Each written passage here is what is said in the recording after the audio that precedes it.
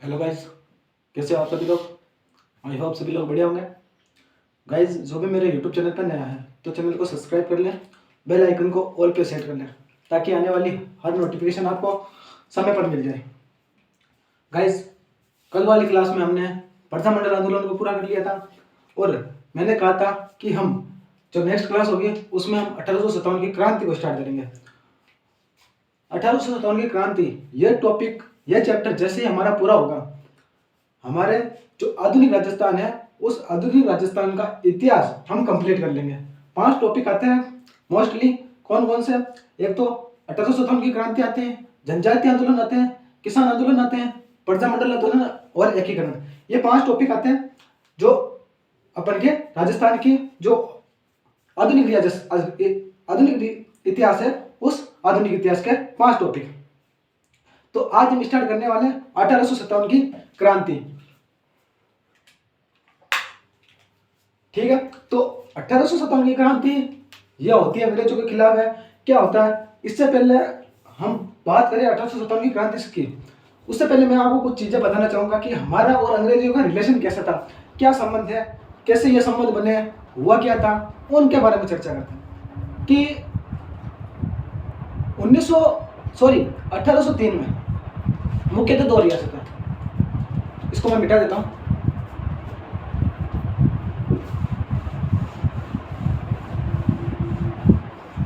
कि क्रांति की चर्चा करने से पहले हम चर्चा कर लेते हैं कि घटनाएं क्या क्या होती है उनके बारे में। कि 1803 में भारत का एचजी होता है जो कलकत्ता में बैठता है।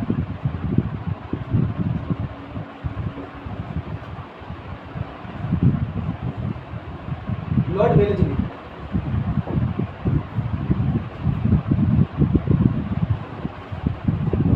ठीक है, 2 रियासत याद रखना 1803 में, एक तो भरतपुर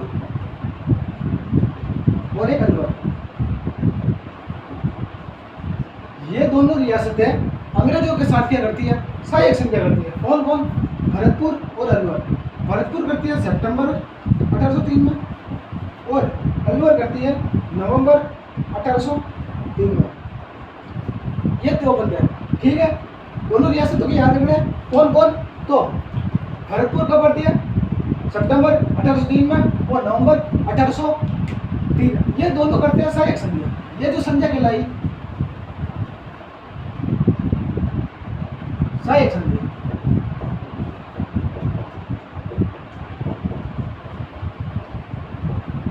ठीक है, तो 2 रियासतें, मुख्यतः 2 रियासतें होती हैं जो सहायक संधि करती है। ऐसा नहीं होता कि बाकी जो रियासतें थी, राजस्थान में मैंने बताया था एकीकरण के समय 19 रियासतें थी। ठीक है, 1838 में झालावाड़ रियासत बनती है, लेकिन तब माने तो 18 रियासत है। ठीक है, 18 रियासतें थी। इन 18 रियासतों ने भी अंग्रेजों के साथ संधि करने का प्रयास किया था, लेकिन जैसे जोधपुर रियासत थी, इन्होंने भी अंग्रेजों से कहा कि हम आपसे संधि करने के लिए तैयार हैं। मेवाड़ ने भी कहा, लेकिन जो मान्य संध्या थी वह 2 ही थी, एक तो भरतपुर और एक अलवर। इन दोनों के साथ जो संध्या होती है वो मान्य संध्या होती है। भरतपुर कब करता है और करने वाला कौन? तो लॉर्ड वेलेस्ली। लॉर्ड वेलेस्ली उस वक्त एचजी कहां पर बैठता था? कलकत्ता में। और जो संधियों के लिए, जो बातचीत करने के लिए बंदा आया था उसका नाम था लॉर्ड लेक। कि संधियों के लिए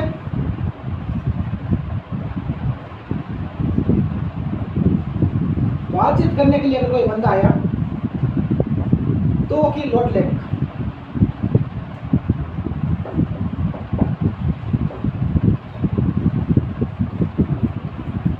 तो सहायक संध्या वो 2 ही रियासतें करती है। कौन कौन सी? तो एक भरतपुर और एक अलवर। बाकी रियासतें संध्या करती है, वो भी करती है, लेकिन वो करती है 1818 में। बाकी अन्य रियासतें होती हैं वो करती है 1818 में। ठीक है, और उस वक्त भारत का जो एचजी होता है वो होता है लॉर्ड हेस्टिंग्स।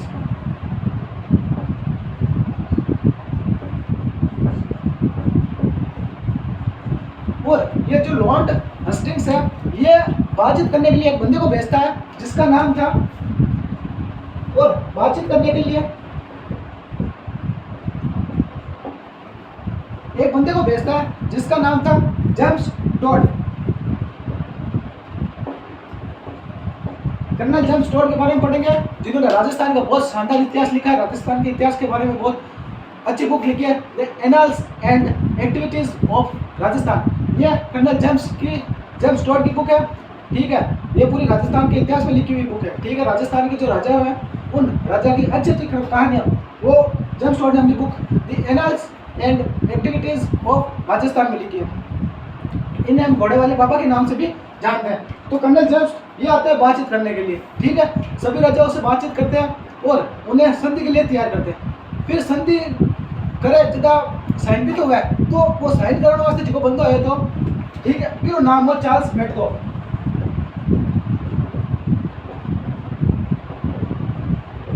ठीक है। कि जो बंदा साइन करवाने आता है संधि पत्र पर साइन करवाने के लिए आता है वो था चार्ल्स मेडकॉफ। ये जो चार्ल्स मेडकॉफ होता है ये दिल्ली का रेजिडेंट होता है। ये कौन होता है? दिल्ली का रेजिडेंट। कौन? Charles Metcalfe. ये सवाल पूछा जाता है कि 1818 में जो राजाओं से संधियां की थी उन संधियों में साइन करवाने वाला कोई बंदा था, तो वो कौन था? तो चार्ल्स मेडकॉफ था। एजीजी कौन? तो लॉर्ड हस्टिंग्स था। पहली बार ये चार्ल्स मेडकॉफ है वो बातचीत करने आता है, तो वो कोटा का एक बंदा होता है जालिम सिंह झाला, उससे बातचीत करता है।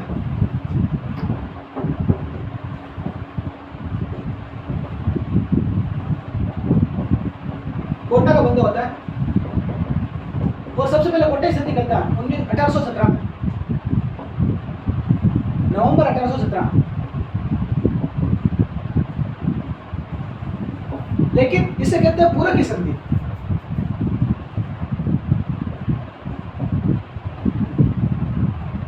अब पूरक की संधि किस प्रकार, मतलब कि वो ये था कि जालिम सिंह झाला ने जब संधि की, अंग्रेजों के साथ संधि की, तो उन्होंने दो चीजें कही कि एक तो जो झाला फैमिली होगी, झाला के जो वंशज हो गए वो कोटा के दीवान रहेंगे एनी टाइम, मतलब जालिम सिंह झाला वो कोटा का दीवान हुआ करता था। जब 1817 में ये संधि होती है, ठीक है, तो जालिम सिंह झाला ने कहा कि कोटा के जो जालिम सिंह झाला के जो वंशज हो गए वो आगे भी कोटा के दीवान बने रहेंगे और कोटा की जितनी भी शक्तियाँ होगी, पावर्स होगी, वो किसके पास होगी? जालिम सिंह झाला के वंशजों के पास होगी। तो ये संधि होती है पूरक की संधि। ये कब होती है? 1817 में। लेकिन बात करें कि बिना शर्तों से कोई संधि करता है सबसे पहले, तो वो की थी 1818। ये दिसंबर में, ये नवंबर। 1818 में करौली, इसका बंदा होता है हरबख्श पाल सिंह।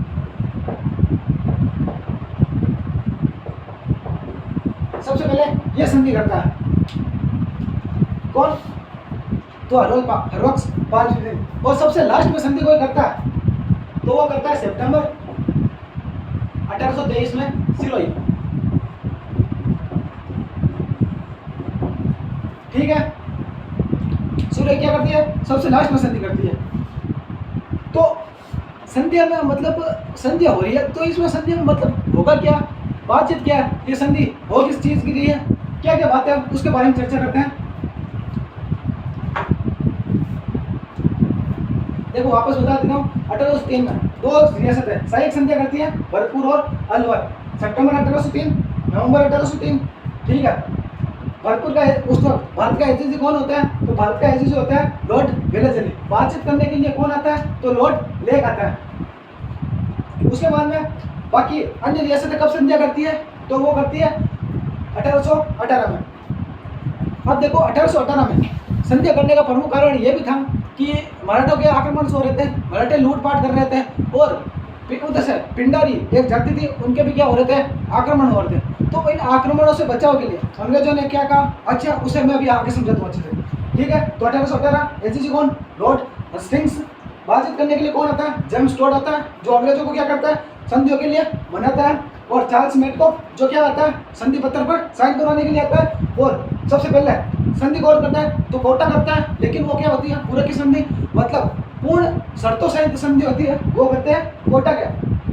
और पहले इस हिसाब से पहले कौन करता है, जो मतलब आश्रित पाश्चात्य नीति की जो संध्या होती है वो कौन करते हैं, तो करौली सबसे पहले, और लास्ट में कौन, सिरोही, सितंबर 1803 में करते हैं। ठीक है, अब चलते हैं आगे की ओर।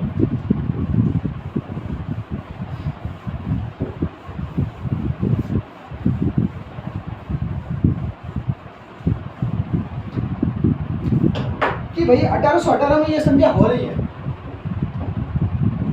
ठीक है, अब पहले ये बता देता हूँ ये संध्या हो क्यों रही है, क्या कारण थे, क्या कुछ थे, तो वो चीजें, तो दो चीजें याद रखना कि जैसे ये रियासत है वो, ठीक है, और ये अंग्रेजों के साथ ये क्या कर रहे हैं, संधि कर रहे हैं। तो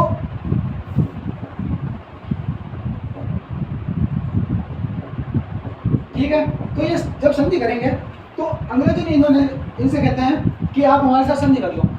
तो रियासत के राजा बोलते भाई संधि करने से हमें क्या फायदा, कि आप हमसे संधि कर लो, हम आपकी सुरक्षा का काम कर देंगे, मतलब कि आपकी जो सुरक्षा है वो हमें दे दो, और इसके बदले आप हमें धन दे दो, मतलब आप हमें सुरक्षा का काम दे दो।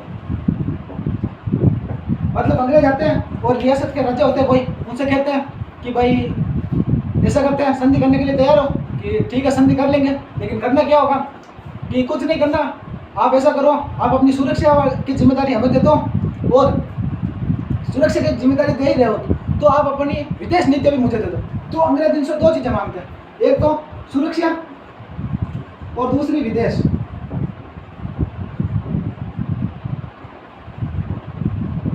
ठीक है, दो चीजें कौन कौन सी, तो एक तो सुरक्षा और एक विदेश, विदेश संबंधी चीजें। ठीक है, ये दो चीजें मांगते हैं और बदले में ये क्या देते हैं इनको, धन। ठीक है, तो ये क्या दे रहे हैं, सुरक्षा। अब सुरक्षा क्या, कि राजाओं के जितने भी युद्ध होते हैं, ठीक है, 1818 से पहले 1700 से लेकर लगभग 1800 तक, सॉरी 700 से लेकर 1800 तक, ठीक है, पहले युद्ध हो रहे थे तुर्कों के साथ, फिर युद्ध हुए मुगलों के साथ, फिर मराठा गए, फिर पिंडारी आ गए। तो ये युद्ध का क्रम चलता आ रहा था। अगर कोई नहीं होता तो राजस्थान के राजा आपस में लड़ते भिड़ते। हमने कई युद्ध पढ़ेंगे, जब मेडिवल पढ़ेंगे तो कई युद्धों के बारे में चर्चा करेंगे। तो लगातार युद्ध चलते आ रहे थे, लेकिन 1818 में अंग्रेजों के साथ संधि होने के बाद में ये युद्ध समाप्त हो जाते, मतलब अंग्रेज शांति का प्रतीक बने।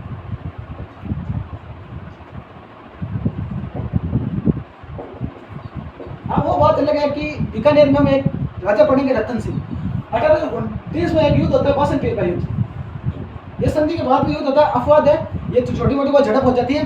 तो ये होता है, ये मतलब बासन पीर का युद्ध होता है, ये होता है 1829 में। ये दो रियासत के बीच होता है, एक अपनी रियासत बीकानेर और एक अपनी जैसलमेर रियासत के बीच। ठीक है, दो राजा कौन कौन, तो रतन सिंह और गज सिंह। ये जो बासन पीर का युद्ध होता है ये अंतिम रियासती युद्ध होता है, वो छोटी मोटी कोई बात हो जाती है, लेकिन 1818 के बाद में युद्ध होना बंद हो जाते हैं। अब इसका कारण क्या हुआ, ये कैसे हुआ, कि मैंने बताया अभी 18 रियासत है, 19वीं रियासत वो लेट बनती है, 18 रियासतें थी। अब राजा प्रत्येक रियासत के साथ ऐसा कर रहा है, जैसे राजा गया जोधपुर की रियासत के पास, ठीक है, जोधपुर रियासत के पास जाके बोला कि भाई आप संधि कर लो, सुरक्षा का काम हम देख लेंगे और आपके विदेशी काम हम देख लेंगे, बाकी आपके आंतरिक मामलों को हम नहीं देखेंगे, बाकी जितने भी बाहरी मामले हैं वो हम देख देंगे, कि ठीक है भाई। तो राजा भी इसके लिए तैयार हो गए। और अंग्रेजों ने कहा कि मैं तो अब जैसे अभी मैंने बताया था कि गवर्नर जनरल बैठता कलकत्ता में, तो भाई कलकत्ता में मैसेज पूछ जाएंगे जितने में, तो भाई मराठे हैं पिंडारी आके लूट के चले जाएंगे। तो अंग्रेज क्या करते हैं कि अपनी एक छोटी टुकड़ी ये रियासत में देते हैं, छोटी सैनिक टुकड़ी होती,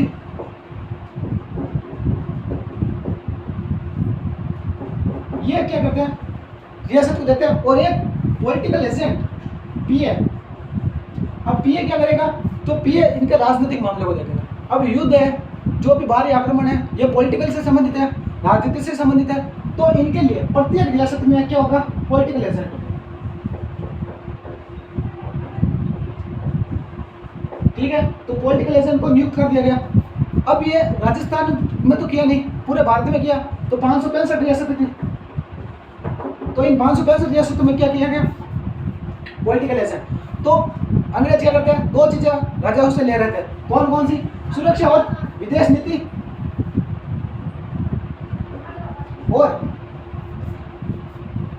बदले में क्या क्या कर रहे थे, एक तो सैनिक की छोटी टुकड़ी वो रियासत में छोड़ रहे थे और अपना एक बंदा पॉलिटिकल एजेंट जिससे बात करने के लिए। अब जैसे दो रियासतें होती है, अब मैंने अभी बता रहा था आपको कि 1818 में युद्ध समाप्त हो जाते हैं। अब इसका कारण क्या होता कि अंग्रेज, अभी बता रहा था कि मैं अंग्रेज प्रत्येक रियासत के साथ संधि करते हैं, ठीक है। 1923 सिरोही अंतिम रियासत होती है जिसके साथ संधि करते हैं।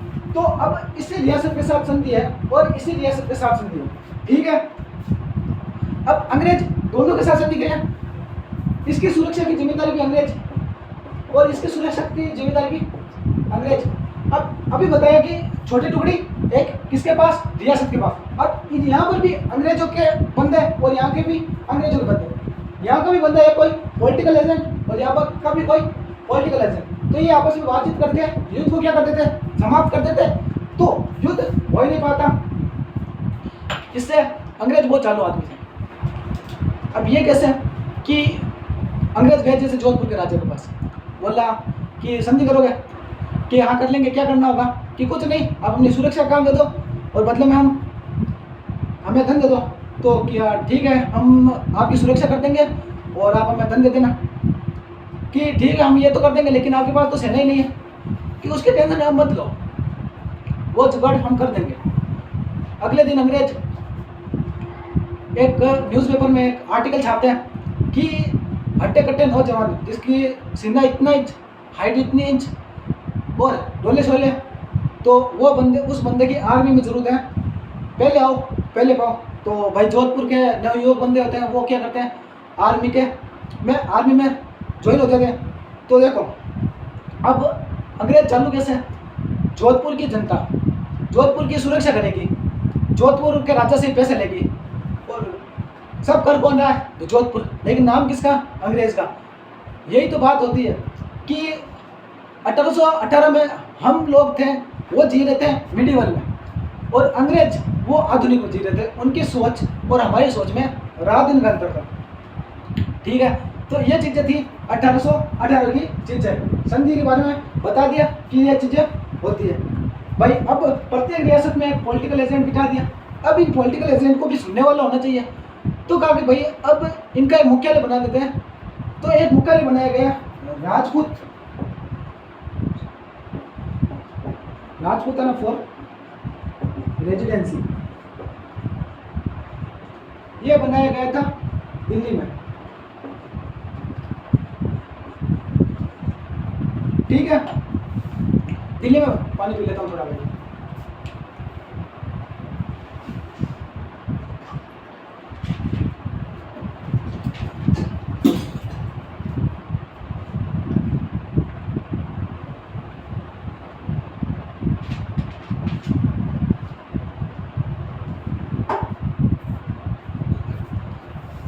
तो राजपूताना वो रेजिडेंसी, इसका मुख्यालय बनाया गया दिल्ली में। अब ये क्या करेगा कि ये जितने भी रियासत है उन रियासतों पर निगरानी रखने का काम करेगा। प्रत्येक पॉलिटिकल एजेंट राजा है, वो पॉलिटिकल एजेंट से बात करेगा। पॉलिटिकल एजेंट वो किसके पास, तो जहाँ पर मुख्यालय बना हुआ है वहाँ पर, मतलब रेजिडेंट का मतलब होता है कि ये जो जितने भी पॉलिटिकल एजेंट हैं, इन पॉलिटिकल एजेंटों का एक रेजिडेंट है, ठीक है। तो इसका पहला रेजिडेंट किसे बनाया गया था, तो वो बनाया गया था लॉर्ड ऑक्टरलोनी। और इसका पहला रेजिडेंट याद रखना, वो बनाया गया था लॉर्ड ऑक्टरलोनी को,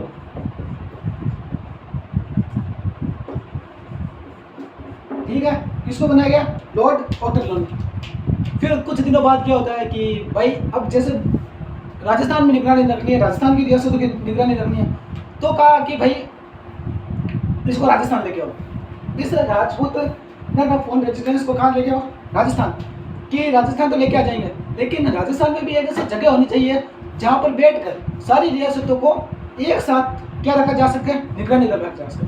तो अंग्रेजों ने कहा भाई एक ऐसी जगह है। जब 1192 में तराइन का द्वितीय युद्ध होता है, उस तराइन के द्वितीय युद्ध में पृथ्वीराज थर्ड और गौरी के बीच होता है, और पृथ्वीराज थर्ड उसे हार जाता है। तो सभी राजा, और वो पृथ्वीराज थर्ड थे, वो अजमेर के शासक थे। तो उस वक्त तुर्कों ने राजस्थान पर निगरानी रखने के लिए अजमेर को चुना। उसके बाद मुगल आए, तो मुगलों ने भी राजस्थान पर निगरानी करने के लिए, नियंत्रण रखने के लिए अजमेर को ही चुना। और अब पिंडारी है, मराठा है, तो मराठे भी अजमेर के माध्यम से, अजमेर के माध्यम से ही राजस्थान को नियंत्रण रखते हैं, उस पर निगरानी करते हैं। ठीक है, अजमेर जब अंग्रेज आए थे तब अजमेर था मराठा या सरदार था सिंधिया, उसके पास था। अंग्रेज उससे छीन लेते हैं, तो कहा भाई अब अजमेर हमारे पास ही है। तो 1832 में इसका नाम चेंज किया गया और 1832 में इसे कह दिया गया एजीजी। अब एजीजी का मतलब क्या होता है? एजीजी का मतलब होता है एजेंट टू गवर्नर जनरल। ठीक है, एजेंट टू गवर्नर जनरल। ठीक है, ये कब की बात है? 28 में। कहाँ पर? तो अजमेर में। ठीक है, और कहा कि भाई ठीक है अजमेर लेके आ जाएंगे, लेकिन इसका प्रथम एजीजी किससे बनाया जाए? तो बनाया गया अब्राहम लोकेट को बनाया गया। ठीक है, तो इसका प्रथम एजीजी कौन? तो प्रथम एजीजी अब्राहम लोकेट। ठीक है, कब की बात है? तो 1832 में। अब हम सब जानते हैं कि हमारा राजस्थान अत्यधिक गर्म प्रदेश है और अंग्रेजों को इतनी गर्मी सहन नहीं होती, तो कहा कि भाई आप कोई ठंडी जगह देखो। तो कहा एक जगह ठंडी है राजस्थान में, हमारे एक जगह जो ठंडी है कि कौन सी? कि वो माउंट आबू सिरोही में, कि ये सिरोही वही है जिसने हमने सबसे लास्ट में संधि की थी, कि हाँ वही है। तो गए भाई सिरोही के राजा जी के पास और जाके बोला कि भाई हमें छोटा सा प्लॉट दे दो तो हम भी ले लेंगे। तो क्या ठीक है। तो 1842 में 1842 में इस एजीजी का मुख्यालय वो लाया गया था माउंट आबू। ठीक है, तो ये चीजें आपको ध्यान रखनी है। तो 1842 में मुख्यालय कहाँ चला गया? माउंट आबू में। 1857 की क्रांति के लगभग समय नजदीक जा रहा था। 1857 की क्रांति के समय इसका एजीजी होता है वो होता है जॉर्ज पैट्रिक लॉरेंस। ठीक है, यहाँ से हम कल पढ़ेंगे, आज के लिए हम इतना ही पढ़ेंगे। जो भी पढ़ा है अच्छे से आप पढ़िए उसको, और मैंने अपनी तरफ से पूरी बेहतर बनाने की कोशिश की है और भी बताता रहूँगा। तब तक के लिए थैंक यू, धन्यवाद। मिलते हैं कल की क्लास में। जय हिंद, जय भारत।